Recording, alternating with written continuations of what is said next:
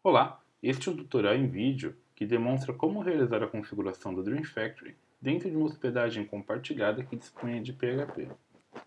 A hospedagem que eu irei utilizar é a KingHost, mas esse procedimento poderia ser realizado com qualquer hospedagem que ofereça um acesso a SSH e disponha de alguns drivers dos que nós iremos utilizar para executar os recursos então, que nós vamos utilizar do Dream Factory. E esses recursos dependem de acordo com a sua stack, né, com o seu projeto. Em alguns casos você precisa de Mongo, em outros casos você precisa de acesso a Python, e isso vai variar de revenda para revenda, hospedagem para hospedagem e projeto para projeto também. Bom, o Dream Factory possui várias maneiras de ser executado. Inclusive, existem algumas stacks configuradas, prontas, né, para você rodar em dev, rodar em prod, em alguns vendors diferentes, né? Mas para configuração e hospedagem, o que nós vamos fazer é um procedimento disposto a partir do GitHub ou do código-fonte no GitHub. Bom, aqui eu tenho o Quick Setup. Tá? Então, o primeiro ponto aqui que eu percebo é que eu vou precisar de Git disponível também nessa SSH da revenda, mas acredito que a grande maioria delas disponham desse recurso. Né? E no painel de controle então da minha hospedagem, vou ativar o acesso SSH. O acesso foi liberado. E dependendo do painel de controle que você utiliza, dependendo da hospedagem que você utiliza, você vai ter alguns recursos diferentes. No caso da KingHost, eu também consigo definir a versão do PHP. Então, eu vou utilizar a última versão, no caso a 7.1, porque o Dream Factory possui algumas otimizações para a versão 7, então eu já vou utilizar desse benefício também. Bom, eu vou copiar aqui o endereço alternativo de acesso, para mim poder utilizar no SSH. E no terminal, então, eu vou acessar. O usuário do SSH, no caso da KingHost, é o próprio endereço o usuário do FTP, tanto o usuário quanto a senha. Ok. Eu fui colocado, então, no diretório raiz do meu usuário. E neste caso é um diretório anterior ao www, que é onde roda a aplicação propriamente no servidor web. Né? Então, se eu acesso aqui o endereço da aplicação, tem uma página em construção, e esse conteúdo é o que está dentro do www. Depois a gente mexe nele, por enquanto, a gente não precisa fazer nada aqui não. Inclusive, por padrão, na KingHost eles já dispõem de um PHP info lá, caso você queira checar a disponibilidade de alguns drivers e tal. Mas, para o nosso caso aqui, ela oferece todos os drivers que nós iremos precisar no momento. Bom, seguindo o tutorial então, eu faço um git clone no repositório do Dream Factory para uma pasta local da minha aplicação. Perceba que eu não farei o clone dentro do diretório do servidor web, tá? Porque o diretório do servidor web é o diretório público da aplicação. Neste caso, depois nós configuraremos o mapeamento do diretório público para o diretório público do Dream Factory. Então, na raiz da minha hospedagem, fora do diretório do servidor web, eu então vou executar o git clone. Inclusive, vou preservar aqui o nome do diretório df2 sugerido pelo próprio Git, pela própria documentação que está no Git.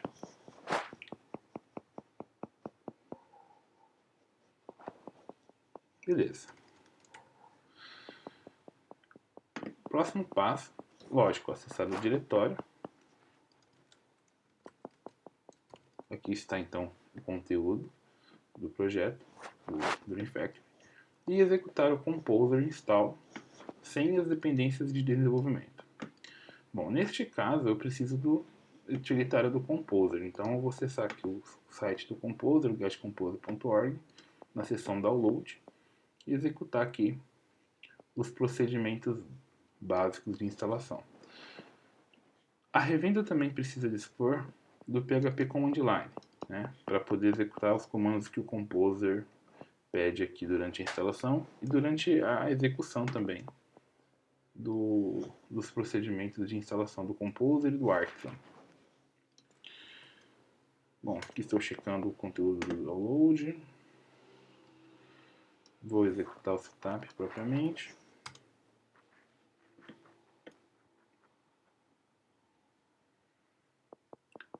Pronto. Então, ele disponibilizou aqui um composer.for, que eu posso executar a partir do command line. php composer.for. Então eu tenho o composer disponível, certo? Por último aqui, posso remover o arquivo de setup, porque não precisarei mais dele. Ok. Bom, seguindo o tutorial novamente, então composer install no dev. Ao invés do composer, eu preciso utilizar o php composer par, que é o meu utilitário disponível a partir da linha de comando. Install no dev. Ok, enquanto ele vai instalando as dependências, eu vou acessar meu painel de controle e preparar a base de dados que eu vou executar no Dream Factory. Vou colocar uma senha aleatória aqui mesmo. Opa.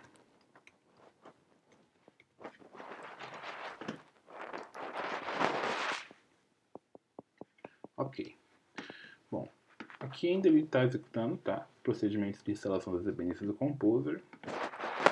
E a base foi criada. A base demo 04.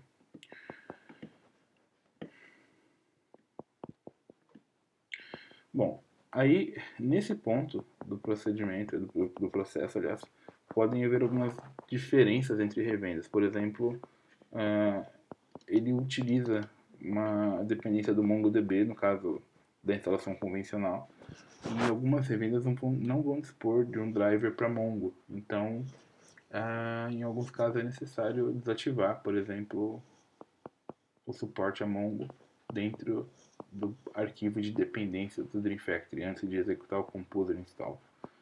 Mas esses detalhes todos sobre algumas dependências, por exemplo, de Cassandra, de Redis, do próprio Mongo, eu vou citar em mais detalhes no artigo escrito, tá? Que eu estou preparando. Esse é um vídeo rápido mesmo, só para poder liberar algumas pessoas que estão esperando, inclusive, esse conteúdo agora. Certo. Próximo passo, PHP Artisan Dream Factory Setup. Artisan, para quem não conhece, é o Task Runner disponível dentro do Laravel. Tá? Então, ele tem vários comandos utilitários. Um deles é o setup, no caso do Dream Factory, mas tem outros de flush cache e alguns mais que nós vamos explorar mais para frente. Então aqui ele me dá a opção para escolher uma base de dados e por padrão seria SQLite, mas como nós criamos uma base MySQL, vamos utilizar então a opção 1, que é MySQL. Informar o host do banco. Então eu vou pegar aqui meu painel de controle. Estou utilizando o host alternativo.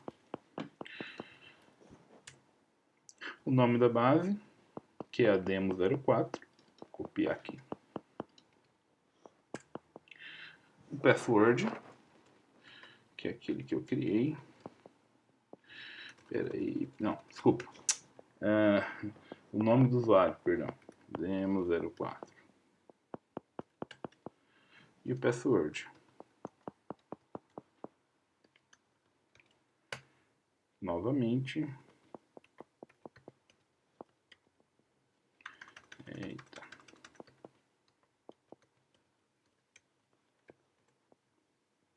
A porta do banco é 3306. E ele já alertou aqui para mim que não tem suporte ao driver de cache. Então ele não vai ter disponível aqui nem o main cache nem o Redis. Então ele vai usar o sistema de arquivos mesmo para fazer cache. Tá? Isso não é um grande problema nesse caso. E antes de eu avançar com o próximo comando de setup, ele pede para eu verificar as configurações do arquivo env. Tá? Lá existem algumas configurações ligadas à base de dados, ao tipo de cache, que eu não vou entrar em detalhes agora, que são vários parâmetros que nós temos disponíveis lá, ao tempo de sessão, coisa e tal. Como eu acabei de executar o comando para criar o arquivo e eu conheço a estrutura dele, eu só vou avançar aqui então, porque não haveria nada que eu iria modificar lá nesse momento.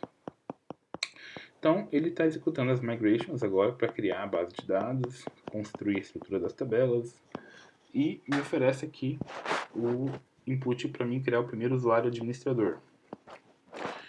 O first name do usuário, last name, o display name, e-mail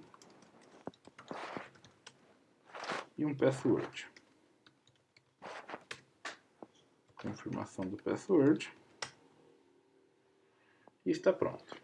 A última instrução que ele pede é para eu atribuir o usuário e o grupo de usuários nas pastas, né, nos diretórios Storage e Bootstrap Cache. Então ele precisa de a permissão de leitura nesses dois diretórios, e essa permissão seria atribuída no usuário que executa o service do meu web server, no caso do Apache, que eu estou rodando aqui. Nesse caso, como eu executei o acesso SSH a partir do mesmo usuário, e é o mesmo usuário que vai executar a instância do meu Apache, então eu não preciso mudar ou modificar, porque o usuário já é o mesmo, já está correto. Mas numa instalação convencional feita em uma VPS ou qualquer outra máquina virtual, esse procedimento talvez fosse necessário. Bom, aqui ele inclusive fala que eu posso rodar um PHP Artisan Server para subir um servidor web. Então, se fosse um ambiente de desenvolvimento local, esse comando seria útil agora. Mas como nós temos um servidor web rodando na minha hospedagem, então não preciso subir um Artisan Server localmente aqui.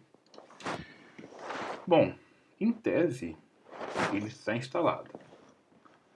O que a gente precisa fazer agora? Porque se eu tentar acessar o meu endereço da aplicação, ainda vai carregar o conteúdo que está na pasta www lá do diretório root do meu servidor web.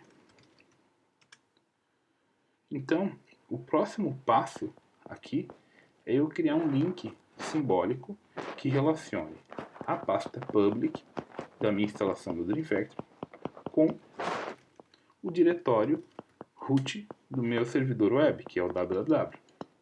Então, a primeira coisa que eu vou fazer aqui é remover o diretório. Remover o diretório, protegido por escrita. Peraí, foi criado um arquivo.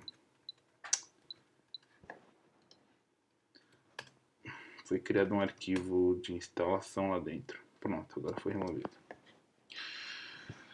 Bom, para mim fazer o procedimento, isso depende um pouco do servidor que você está utilizando lá na ponta. No caso, ele está rodando em cima de um CentOS, se eu não me engano. Então, o comando de link simbólico seria o ln, o S, para salvar esse link. Esse link sendo criado a partir da raiz no df2 public para a raiz www. ls lá. Aqui está o diretório virtual simbólico criado apontando para public do Dream Factory 2.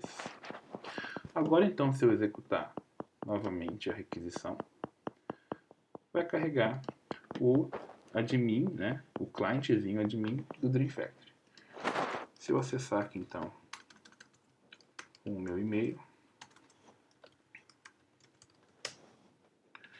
terei acesso à interface de administração do Dream Factory.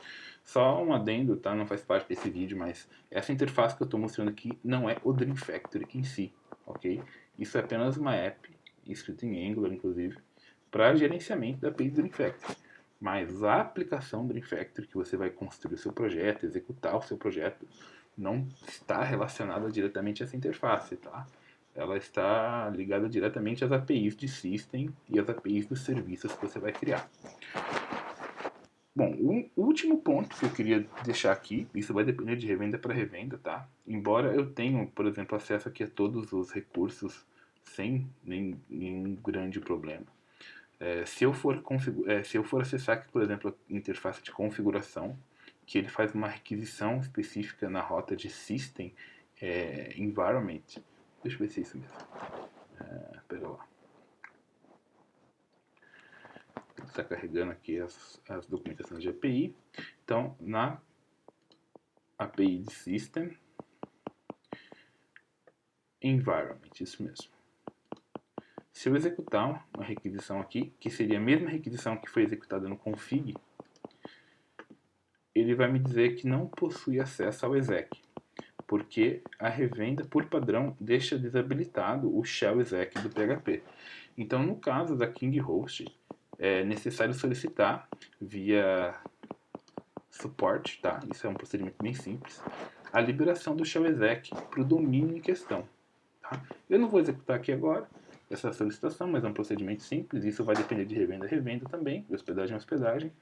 E no nosso caso, ele só cria um impacto justamente na rota do System Environment, porque ele executa um shell exec para capturar algumas informações e testar algumas coisas do environment na hora de mostrar o relatório com o perfil do meu ambiente. Tá?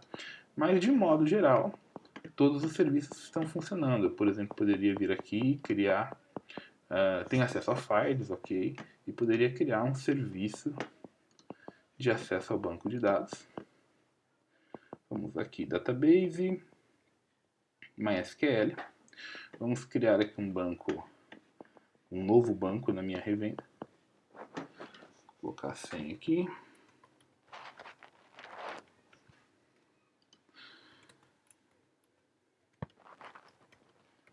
Esse banco vai ter o nome de Demo6.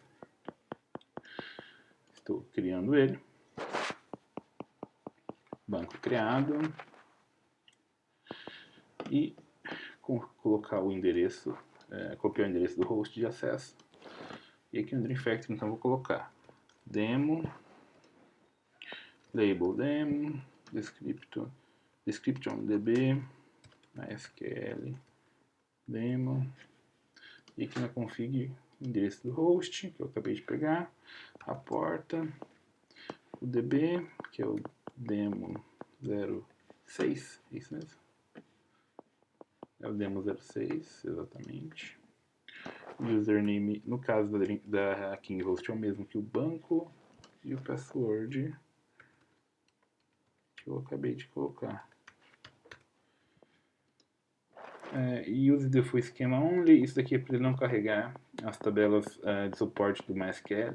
Se esse usuário tiver acesso, então ele carregaria todas, mas o the full schema carregaria então apenas as tables e os schema, então, relativo ao banco que eu configurei. Depois a gente entra em mais detalhes sobre isso. Feito isso, configurações adicionais, que nesse caso não preciso, vou salvar. Beleza.